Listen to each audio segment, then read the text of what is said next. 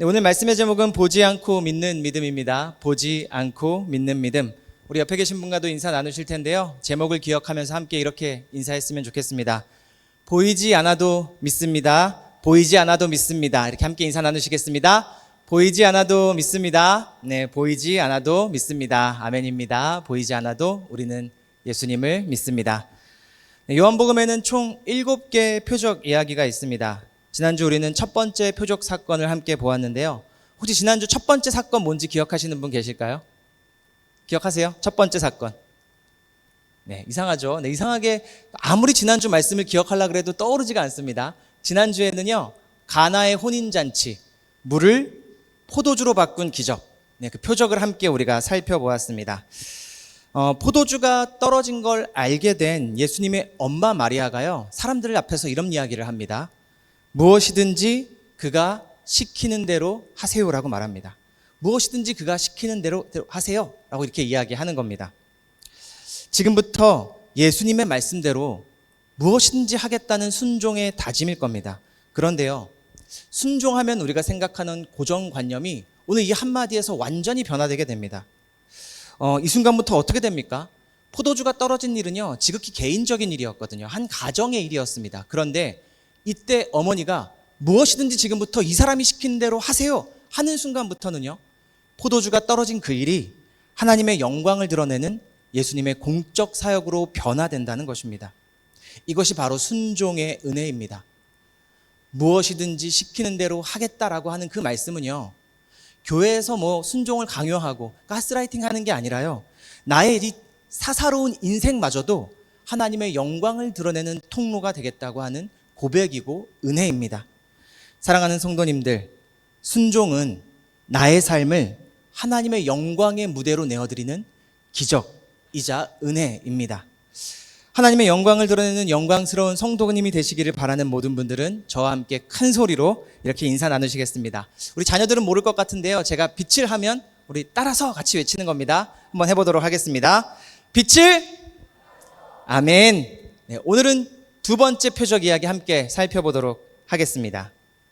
오늘은 설을 맞아서 온 세대가 함께 예배드리게 되는데요. 우리 영광 키즈, 영광 틴즈 친구들도 저 뒤에 있습니다.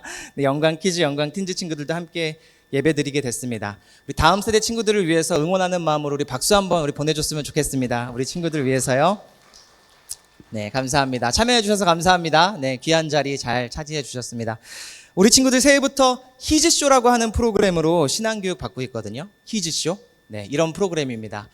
많이 궁금해 하실 것 같습니다. 그래서 오늘 말씀이요, 히즈쇼의 모든 걸 다 진행할 수는 없고 히즈쇼에서 자랑하는 재밌는 영상이 준비되어 있는데요.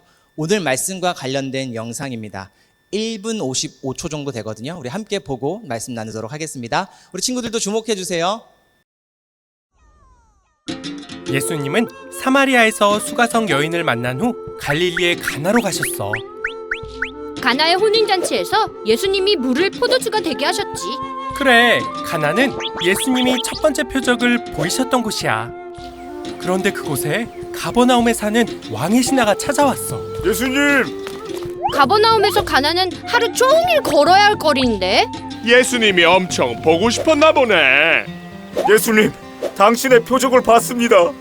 저희 집에 가서 우리 아들을 고쳐주십시오. 저희 아들이 죽게 생겼습니다. 너희는 표적과 기사를 보지 못하면 도무지 믿지를 않는구나. 아니, 저... 가라, 내 아들이 살아있다. 가보지도 않고 말로만? 그 말을 어떻게 믿어? 자기 아들이 죽게 생겼는데 예수님의 말씀을 믿을 수 있을까요? 네, 말씀을 믿겠습니다. 신하는 예수님의 말씀을 믿고 꼬박 하루가 걸려 집으로 돌아갔어. 그런데 신하의 종이 신하를 향해 뛰어왔지. 무슨 일이냐? 혹시... 아드님이 살아났습니다. 병이 싹 나았어요. 뭐라고? 몇 시부터 병이 나았느냐? 어제 7시입니다. 어제 7시는 예수님께서 병이 나을 거라고 말씀하신 시간이었어. 예수님, 감사합니다. 감사합니다. 신하가 예수님의 말씀을 믿었네요. 맞아. 왕의 신하는 아들이 낳을 것을 보지 못했지만 예수님의 말씀을 믿었단다. 이 일로 왕의 신하의 모든 가족이 예수님을 믿었지. 정말 대단해요. 네, 이런 영상을 보고요. 함께 예배를 드리게 됩니다. 예수님은 명절을 맞아서 예루살렘에 가셨습니다. 왜냐하면 예루살렘에 뭐가 있습니까? 성전이 있기 때문이죠. 유월절은 가장 큰 명절이었는데요. 그래서 예루살렘에 내려가셨다가 다시 출신 지역이었던 갈릴리로 돌아오시는 겁니다. 그런데 참 뜬금없습니다. 갈릴리로 들어가시기 전에요. 예수님께서 이런 말씀을 하십니다. 예언자는 자기 고향에서는 존경받지 못한다는 말씀을 하신 겁니다. 이제 갈릴리로 돌아가는데요. 예언자는 자기 고향에서 존경받지 못한다라는 말씀을 하시는 겁니다. 왜 이런 말씀을 하실까요? 그런데 또 막상 갈릴리로 들어가셨습니다. 그랬더니 어떻게 됩니까? 사람들이 무시하기는커녕 많은 사람들이 예수님을 기다리고 있었고요. 격하게 환영했습니다. 예수님의 말씀과 다른 상황이 펼쳐지는 겁니다. 막 많은 사람들이 예수님 오셨습니까? 기다렸습니다. 막 환영했습니다. 사실 예수님은 그 당시에요. 이미 슈퍼스타가 되셨습니다. 가시는 곳곳마다 앞을 못 보는 사람들을 막 보게 하시고 앉은 사람들을 서게 하시고 병든 자들을 막 살려내시는 기적을 베푸시니까요. 너도 나도 예수님을 보겠다고 갈릴리로 다 모여들었던 겁니다. 예수님 반드시 갈릴리로 다시 오실 거야. 가면 만나게 될 수 있을 거야. 사람들이 다 모여서 기다렸던 겁니다. 특별히 질병과 장애가 있던 사람들은 어땠을까요? 정말 마지막으로 지푸라기라도 잡는 그 심정으로 갈릴리에서 예수님을 기다렸을 겁니다. 오늘 본문의 왕의 신하도요. 그런 사람 중에 한 사람이었습니다. 그가 예수님을 보자마자 예수님께 달려나가서 이렇게 이야기를 합니다. 제발 가버나움으로 나와 함께 가셔서 나의 아들을 좀 고쳐주십시오 라고 이야기를 합니다. 성경에 보면 애원했다고 하는데요. 계속 반복해서 예수님을 잡아 끈 겁니다. 제발 저와 함께 가버나움으로 내려가서 죽어가는 나의 아들 좀 살려주십시오 이야기하는 겁니다. 그런데 예수님의 답이요. 대단히 매정합니다. 아들이 죽어가는 사람을 보시고 하는 예수님의 답이요. 대단히 매정합니다. 이렇게 말씀하십니다. 우리 48절인데요. 우리 한 목소리로 읽어보겠습니다. 48절입니다. 시작. 예수께서 그에게 말씀하셨다. 너희는 표징이나 기이한 일들을 보지 않고는 결코 믿으려고 하지 않는다. 참 매정하게 말씀하시죠. 예수님은 물론 왕의 신하를 보고 말씀하신 겁니다. 그런데요. 저기 보면 너희는이라고 이야기합니다. 그러니까 왕의 신하 한 사람이 아니라요. 그 갈릴리에 모여있던 모든 사람들에게 말씀하신 겁니다. 여기 모여서 나를 환영하는 이 모든 사람, 너희는 표징이나 기이한 일들을 보지 않고서는 나를 믿지 않는구나. 그들을 책망하시고 실망하시는 장면이 나오는 겁니다. 아무리 사람들이 격하게 예수님을 환영했어도요. 왜 예수님은 조금도 존중받지 못했다고 느끼고 계신 겁니다. 많은 사람들이 모여서 예수님 막 열렬히 환영하고 잘 오셨습니다. 기다렸습니다. 그러는데 예수님은 그 중에서 조금도 존중받지 못하고 계신 겁니다. 왜 그러셨을까요? 여기에요.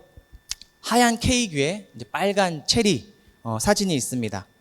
이 체리만 쏙 빼먹는 걸 가지고 아예 텀이 있더라고요. 체리 피커라고 하는 텀이 있습니다. 저 이렇게 보통 요즘은 잘 그렇게 나오진 않는데 케이크에 체리 하나가 꼭 올려져 있었잖아요. 근데 그거 하나만 싹 집어먹는 거를 체리 피커라고 이야기합니다. 이렇게 인간관계에서요. 체리 피커들이 있다는 겁니다. 평소에 안부 묻지 않습니다.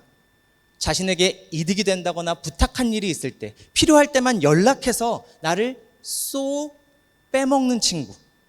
그 친구가 나에게 막 반갑게 인사하면 어떤 기분이 들 것 같으세요? 친구가 막 나에게 반갑게 인사하는 거, 체리 피커하는 그 친구가 나에게 막 반갑게 인사하는 겁니다. 반가우실까요? 존중받는 느낌일까요? 전혀 반갑지도 않고 존중받는 느낌도 아닐 겁니다. 요한복음은요, 분명히 이야기하고 있습니다. 시작부터 분명히 이렇게 이야기하거든요. 요한복음은 태초에 말씀이 계셨는데 그 말씀이 우리 가운데 거하심에 라고 하면서 1장을 시작한단 말입니다. 여기서 거하시면은 무슨 뜻이냐면요. 성막을 치신다는 의미가 함께 담겨 있습니다. 성막을 치신다. 어떤 관계를 원하시는 걸까요? 들어가며 나오며 꼴을 얻는 아주 깊은 관계를 원하셔서 저 하늘 보좌를 버리고 이 땅 가운데 내려오셨다는 것이 요한복음의 시작인 겁니다. 우리와 깊고 깊은 관계를 맺기 위해서 이 땅까지 내려오셨다는 겁니다. 특별히 요한복음은요, 어느 다른 복음서보다 예수님과 깊은 관계를 맺으라고 우리에게 이야기합니다. 요한복음 15장 5절입니다. 한번 같이 읽어볼까요? 요한복음 15장 5절입니다. 한 목소리로 읽겠습니다. 시작. 나는 포도나무요 너희는 가지이다. 사람이 내 안에 머물러 있고 내가 그 안에 머물러 있으면 그는 많은 열매를 맺는다.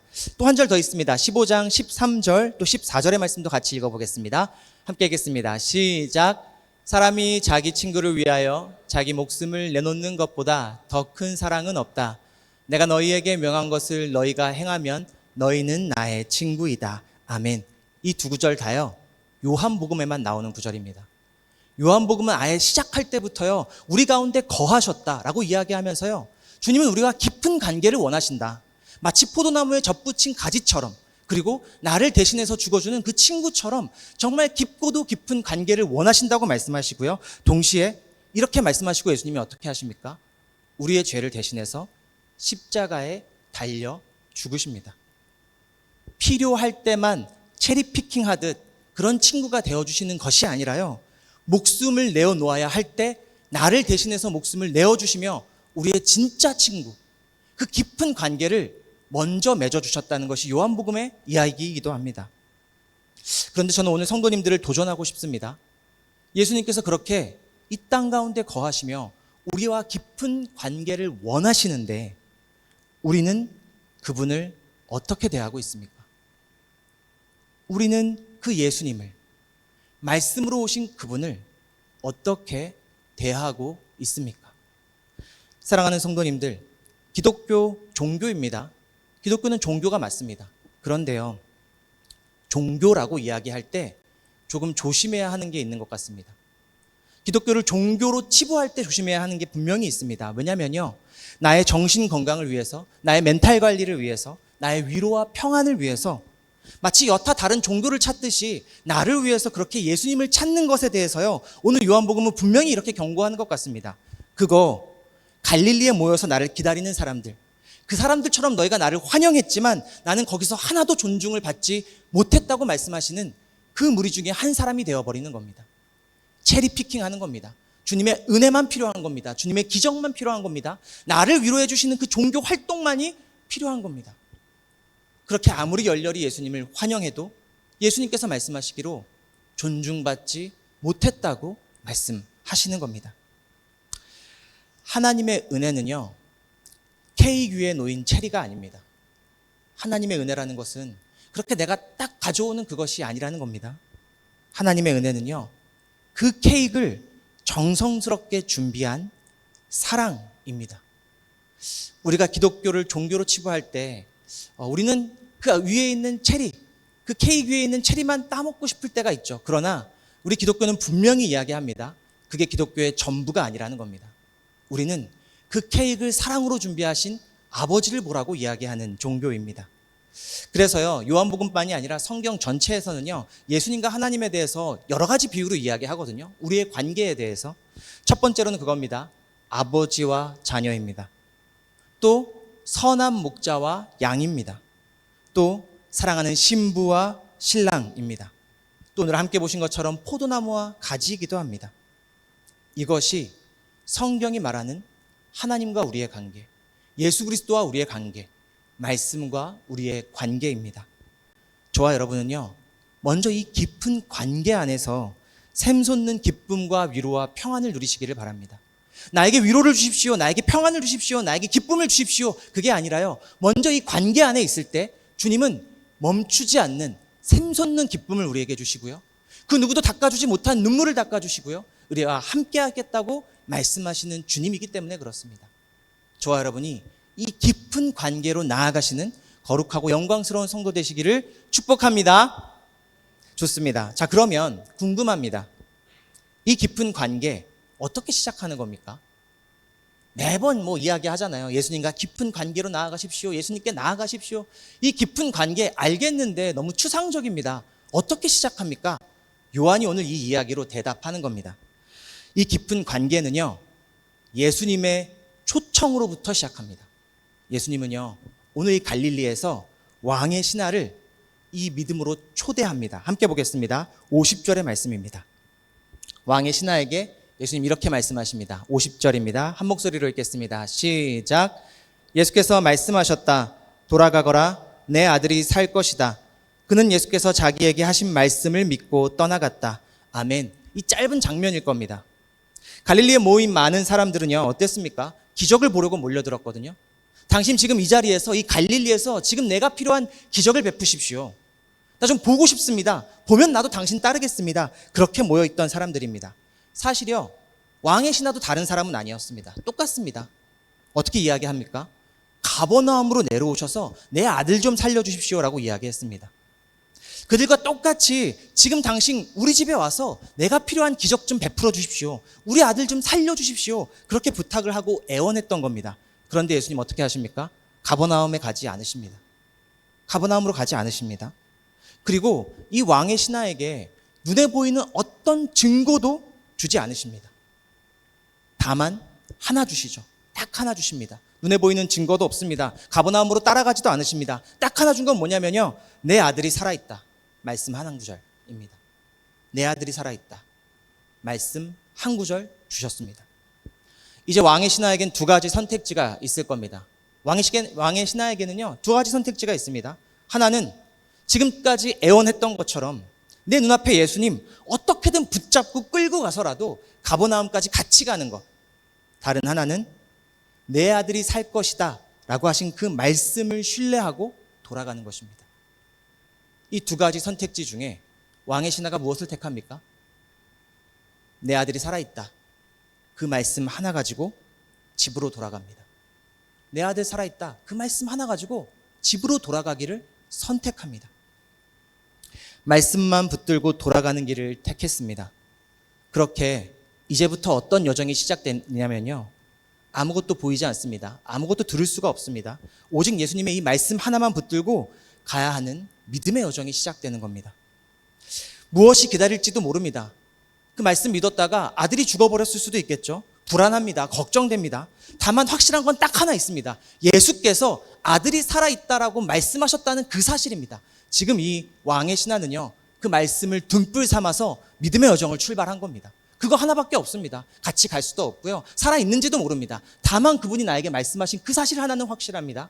그래서 그 말씀에 등불 삼아서 믿음의 여정으로 집으로 돌아가게 되는 겁니다. 그런데 성도님들, 혹시 그거 아십니까? 우리는요, 꼭 예수님의 말씀이 아니어도, 하나님의 말씀이 아니어도요, 때로는 내 맘대로 할 수 없고 내가 볼 수 없지만 믿음만으로 나를 전부 맡기는 경우들이요, 살면서 왕왕 벌어집니다. 꼭 예수님, 하나님 아니어도요. 언제 그렇습니까? 수술 받는 환자를 한번 생각해 보십시오. 수술 받는 환자, 수술 받아보셨습니까? 수술 받을 때는요, 이 의사가 이야기하는 이야기를 듣습니다. 그 의사가 수술하는 거 본 적이 없을 수도 있습니다. 그가 하는 이야기 다 이해하지 못했을 수도 있습니다. 그런데 그 의사에게 나를 다 내어 맡깁니다. 그렇죠? 수술 받는다고 할 때 이 의사가 수술하는 장면 본 적도 없고 의학적 지식이 많아서 하는 이야기 다 이해할 수도 없을지도 모르겠습니다. 그런데도 불구하고 우리는 나의 몸을 다 내어 맡깁니다. 심지어 내 몸을 다 열어 제낍니다. 이때 필요한 건 무엇입니까? 많은 의학적 지식이 아닐 겁니다. 도리어 더 불안할 거려. 이때 필요한 건 나를 수술하는 그 의사를 신뢰하는 것입니다. 히브리서 4장 12절은 말합니다. 히브리서 4장 12절인데요. 우리 한 목소리로 같이 읽어보겠습니다. 함께 읽겠습니다. 시작. 하나님의 말씀은 살아있고 힘이 있어서 어떤 양날 칼보다도 더 날카롭습니다. 그래서 사람 속을 꿰뚫어 혼과 영을 갈라내고 관절과 골수를 갈라놓기까지 마음에 품은 생각과 의도를 밝혀냅니다. 아멘. 저 이 말씀 참 유명한 말씀이죠. 다 아시는 말씀일 겁니다. 말씀이 양날의 검과 같다는 겁니다. 저는 이 말씀 볼 때마다요, 수술실에 칼이 생각납니다. 수술칼 말입니다. 믿음은 예수님을 신뢰함으로 이 말씀의 칼이 나를 찔러 쪼개고 수술하는 대로 맡겨드리는 것이 믿음의 여정의 시작입니다. 오늘 왕의 신하가 딱 그렇습니다. 왕의 신하가 정확하게 그렇습니다. 왕의 신하, 아버지였습니다. 그리고 죽어가는 아들을 가버나움에 두고 갈릴리까지 예수님을 찾아왔던 겁니다. 그런데 예수님께서 말씀하십니다. 돌아가거라, 내 아들이 살아있다. 돌아가거라, 내 아들이 살아있다. 그 말씀이 이 아버지에게 어떻을 것 같습니까? 그 말씀만 붙들고 돌아가는 그 여정 가운데 이 말씀이 그 아버지의 심장을 어떻게 했을 것 같습니까? 한번 상상해 보십시오. 갈릴리에서 가버나움까지 약 32km, 아까 영상에도 나왔는데요. 32km입니다. 그 정도 되면 성인 걸음으로 걸어간다고 하면 6시간 이상 걸리게 될 겁니다. 아들이 죽어가는 상황에서 집으로 돌아가는 겁니다. 돌아가라, 아들이 살아있다. 그 말을 듣고 6시간 동안 아무것도 보지 못하고 아무것도 듣지 못하고 돌아가는 아버지의 심장은 어땠을까요? 지금 이 말씀으로 수술을 받는 것 같을 겁니다. 정말 아들이 나올 수 있을까? 막 의심이 들었겠죠. 그냥 다시 돌아가서 예수님의 옷깃이라도 잡아 끌어볼까? 아니면 왕의 신하라고 하는 나의 직분을 이용해서 협박이라도 해볼까? 그런 후회를 했을지도 모르겠습니다.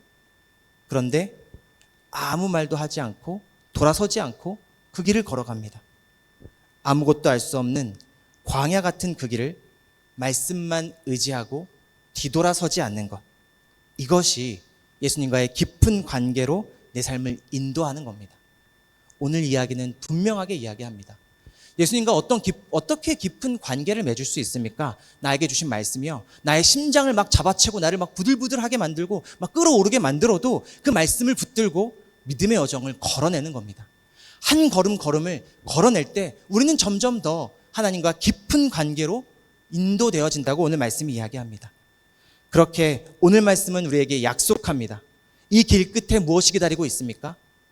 생명의 소식이 기다리고 있던 겁니다. 알 수 없어서도 6시간 동안 아버지의 그 마음으로 걸었는데 저 끝에서 하인이 와서 이야기합니다. 당신의 아들이 살았다는 겁니다. 열이 떨어졌다는 겁니다. 믿음의 여정 가운데 그 끝에는요, 그 목적지에는요, 생명이 있음을 믿으시기를 바랍니다. 요한복음에는요, 예수님께서도 말씀하십니다. 요한복음 14장 6절 말씀인데요. 예수님께서 분명히 이렇게 이야기하십니다. 나는 길이요, 진리요, 생명이다 라고 말씀하십니다.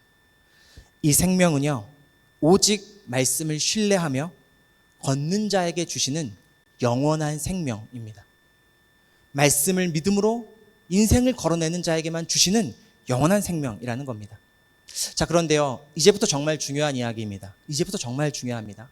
우리는요, 이 왕의 신하의 이야기를 들을 때마다 아들이 살아난 걸 하이라이트라고 생각할 때가 참 많은 것 같아요.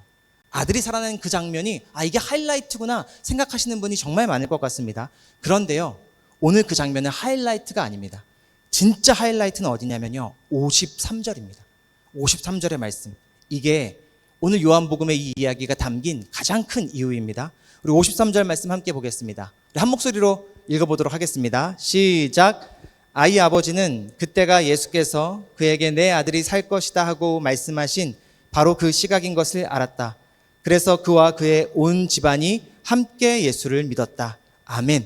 오늘 이 말씀이 요한이 진짜 하고 싶었던 이야기이고요, 오늘 이야기의 하이라이트입니다. 그러니까 오늘 이야기가 하는 것은요, 야, 말씀 한번 믿어봐. 그러면 너가 원하는 걸 주실 거야 라는 그런 이야기를 하는 게 아닙니다. 무슨 성공 비법, 비결, 성공 신화를 파는 것이 아니란 말입니다. 보지 못해도 알지 못해도 일단 도박하듯 다 걸어봐. 그러면 너 예수님이 원하신 거 그거 줄 거야 라고 이야기하는 게 아니라는 겁니다. 성경은요, 절대로 그런 맹신 가운데로 우리를 이끌지 않습니다. 성경이 우리를 인도하는 건 어디냐면요, 하나님과의 깊은 관계입니다. 이게 확실합니다. 성경이 우리를 인도하는 건 야, 도박하든 말씀 한번 믿어봐. 너가 원하는 거 분명히 이루어질 거야. 그렇게 우리를 성공 신화로, 우리를 그런 성공 비법 파리로 판지 않는다는 겁니다. 그러면 한번 생각해 보십시오. 성경이 우리를 인도하는 것이 아버지와 자식의 깊은 관계라면, 목숨까지 내어놓을 수 있는 진정한 친구의 사이라면, 그때 얻은 가장 귀한 보물은 무엇입니까? 정말 나를 위해 모든 걸 다 준 아버지, 그 아버지의 재산일까요? 그렇지 않다는 겁니다. 그 아버지와의 관계가 훨씬 더 소중한 보물입니다. 친구도 마찬가지일 겁니다. 그 친구가 사회적으로 대단해서 어떻게 체리피킹해서 따먹어 볼까? 그게 필요합니까? 나를 위해서 목숨을 다할 수 있는 친구는요, 그 친구와의 관계가 훨씬 더 소중할 겁니다. 사랑의 관계, 그 자체가 오늘 말씀에서 이야기하는 진짜 생명입니다. 영원한 생명입니다. 생각해 보십시오. 왕의 신하의 그 아들이 지금 당장 병이 났습니다. 그러면 나중에 죽습니까? 안 죽습니까? 결국엔 죽습니다. 잠깐 지금 병들었다 살아난 거 대단한 일이죠. 그런데 결국 나이 들면 죽습니다. 더 필요한 건 뭘까요? 우리가 고백하는 것은 무엇입니까? 우리의 인생이 죽음 가운데 넘어지지 않도록 우리에게 주신 영생은 무엇입니까? 하나님과의 관계입니다. 그 사랑 안에 거하는 것입니다. 오늘 말씀의 마지막 구절은 그래서 피날레입니다. 이렇게 이야기하죠. 그와 그의 온 집안이 함께 예수를 믿었다는 겁니다. 이게 아들이 살아난 것보다도 훨씬 더 우리에게 주시는 귀한 하이라이트의 장면입니다. 왕의 신하가 얻은 진짜 생명은 죽을 뻔한 아들이 살아난 것이 아니라 자신을 통해서 이 아들까지도 예수님을 믿게 된 것입니다. 그것이 오늘 이야기의 최고의 해피엔딩입니다. 사랑하는 성도님들, 요한복음은요, 꼭 독수리 같다고 제가 첫 시간에도 말씀드렸습니다. 요한복음은 동물로 비유하자면 독수리 같습니다. 독수리는 재밌게도요, 막 성경 이것저것을 날아다닙니다. 막 창세기도 갔다가 시편도 갔다가 잠언도 갔다가 그렇게 모든 성경의 말씀을 통틀어서 우리에게 복음을 전합니다. 또 예수님께서는요, 이스라엘 이것저것을 막 누비십니다. 6월절엔 예루살렘에도 가셨다가 뭐 가버나움 나중에 가시고요. 막 이것저것을 막 왔다 갔다 하십니다. 그런데 오늘 예수님은요, 사람들의 신분과 직책 사이까지도 날아다니십니다. 오늘 등장한 왕의 신하는요, 남성이었습니다. 그리고 왕의 신하, 헤롯 안티파스의 신하였으니까 정치적으로도 꽤나 힘 있는 사람이었을 겁니다. 그런데 아까 영상 보셨나요? 바로 직전에 사마리아에 있을 때 누구 만나시는지 아십니까? 사마리아의 여인입니다. 당시에는 조금 천하게 여겨졌던 여성이었습니다. 그리고 유대 사람들은 상대도 하지 않는 사마리아인이었습니다. 그런데 또 심지어는요, 그 이야기를 살펴보시면 그 사마리아 여인은 남들 눈을 피해 다니던 주변인이었습니다. 철저하게 외면받던 사람이었습니다. 그런데 오늘 요한복음이 이야기하는 것은 무엇인지 아십니까? 하나님의 생명은 차별하지 않는다는 겁니다. 왕의 신하나 사마리아의 여인이나 똑같이 말씀을 붙드는 자에게는 똑같은 생명을 주신다고 이야기하는 겁니다. 그리고 그 생명을 받아들였을 때요, 하나님이 받으시는 영광도 동일합니다. 그러니 우리가 꼭 남들이 부러워할 만한 인생을 살고 대성공을 거둬야만 하나님이 내 인생을 통해서 영광 받으시는 걸까요? 내가 정말 성공해서 나 교회 다녀요 하면 그러면 하나님 영광 받으시는 걸까요? 내 삶이 초라하면 받지 못하시는 걸까요? 그렇지 않다는 겁니다. 하나님께서 가장 영광 받으시는 순간은 언제입니까? 라고 묻는다면 오늘 요한복음이 우리에게 이야기합니다. 우리가 그분과 깊은 관계를 맺는 순간입니다. 말씀 한 구절이라도 말씀을 내 가슴에 심고 그 한 걸음 믿음의 걸음을 걸어내는 순간입니다. 보이지 않아도 말씀을 신뢰하며 걷는 그 걸음, 그 한 사람이 탄생할 때 하나님은 가장 큰 영광을 받으십니다. 그날에 하나님께서 또 예수 그리스도께서 다시 오셨을 때 너가 얼마나 큰 일을 했는지 묻지 않으실 겁니다. 대신에 하나님은 우리에게 물으실 겁니다.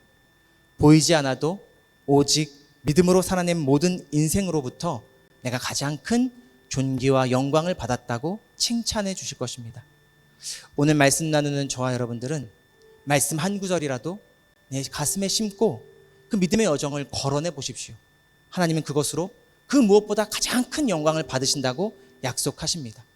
그 길 끝에 나를 통해서 영생을 얻는 사람들이 있다고 말씀하십니다. 저와 여러분들이 그 생명의 통로가 되시기를 주님의 이름으로 축원합니다.